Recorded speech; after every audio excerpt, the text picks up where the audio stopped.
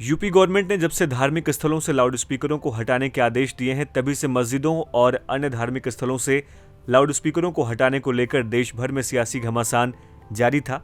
हर कोई इस मुद्दे पर अपनी अपनी राय दे रहा था। कई लोग इस मुद्दे के बहाने राजनीति भी कर रहे थे, पर इन सब से अलग इस मामले में इलाहाबाद हाईकोर्ट ने जो फैसला सुनाया है, उससे इस पूरे मुद्दे पर विराम लग गया है। नमस्कार, अनुराग पांडे नाम है हमारा, और आज के इस वीडियो में हम आपको यही बता रहे हैं कि पूरा मामला क्या है और इलाहाबाद हाईकोर्ट ने इस मुद्दे पर क्या फैसला सुनाया है। बदायूं की नूरी मस्जिद में लाउड स्पीकर लगाने को लेकर इरफान ने 20 अगस्त 2021 को एसडीएम बिसौली से अनुमति मांगी थी, जिसे वहां के एसडीएम ने निरस्त कर दिया था। इसे लेकर इरफान ने एक याचिका इलाहाबाद हाईकोर्ट में दाखिल की। याचिका पर सुनवाई करते हुए न्यायमूर्ति वीके बिरला और न्यायमूर्ति विकास की खंडपीठ ने कहा कि मस्जिद पर लाउड स्पीकर लगाकर अजान देना किसी का मौलिक अधिकार नहीं है।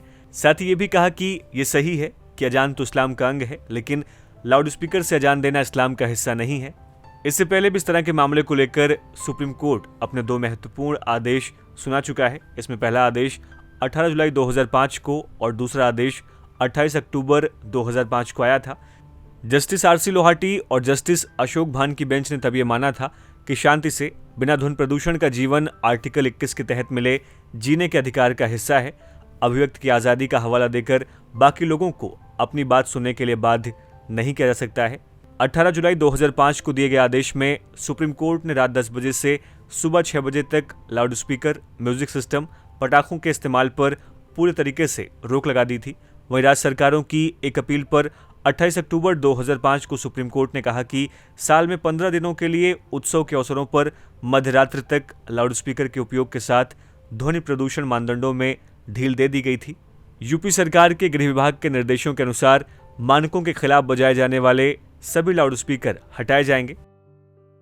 इससे पहले 15 मई 2020 को इलाहाबाद हाईकोर्ट ने कहा था कि अजान इस्लाम का हिस्सा है, लेकिन स्पीकर से अजान इस्लाम का हिस्सा नहीं है, इसलिए मस्जिदों से लाउड स्पीकर से अजान पर रोक सही है। कोर्ट ने यह भी कहा कि कोई भी इंसान अपनी आवाज़ से अजान दे सकता है, लेकिन तेज आवाज़ या फिर स्पीकर से अजान देना दूसरों के मूल अधिकारों का उल्लंघन है। किसी को भी दूसरे के मूल अधिकारों का उल्लंघन करने की अनुमति नहीं दी जा सकती है। यहाँ पर आपको ध्वनि प्रदूषण विनियमन और नियंत्रण नियम 2000 के बारे में बताएं तो 14 फरवरी 2000 को केंद्र सरकार ने पर्यावरण संरक्षण अधिनियम 1986 के तहत दी गई शक्तियों का इस्तेमाल करते हुए सार्वजनिक स्थलों में विभिन्न स्रोतों द्वारा होने वाले ध्वनि प्रदूषण के बढ़ते स्तर को नियंत्रित करने के लिए ध्वनि प्रदूषण विनियमन और नियंत्रण अधिनियम 2000 को अधिनियमित किया था।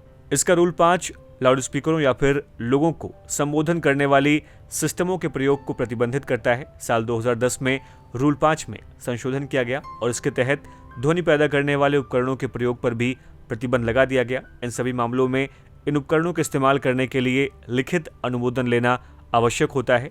जहां तक मानक की बात है तो आवासीय क्षेत्र के लिए दिन में 85 डेसिबल और रात्रि में 45 डेसिबल की सीमा तक की आवाज़ की अनुमति है, जबकि लाउड स्पीकर आमतौर पर 80 से 90 डेसिबल आवाज़ पैदा करता है।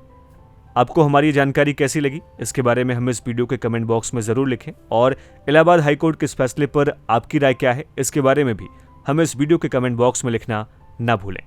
यूपी जुड़ी और तमाम लेटेस्ट खबरों के अपडेट के लिए देखते रहिए हमारे चैनल बातें यूपी की।